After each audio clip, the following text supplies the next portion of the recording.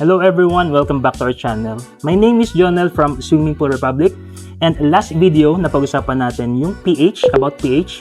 And kung hindi nyo pa napapanood, don't forget to check the link below. Ayan. So ngayon pag-usapan natin naman ang total alkalinity. So ano nga ba ang total alkalinity? Total alkalinity is the measure of the ability of water to resist pH change.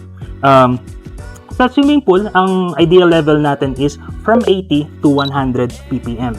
Low total alkalinity is corrosive at nagkakos siya ng tinatawag nating pH bounce or yung sensitive yung tubig or yung pH level ng tubig sa chemicals. Higher total alkalinity is scaling at nagkakos siya ng tinatawag nating pH lock or yung pH ay usually mas mataas dun sa ideal range natin at mahirap siyang baguhin gamit yung chemicals natin. At paano ba natin ulit ma-measure yung total alkalinity ng ating swimming pool? Of course, gagamit pa rin tayo ng test kit.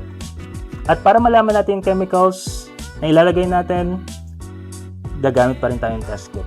Sa susunod na video, pag-usapan naman natin ang about sa calcium hardness. Stay tuned!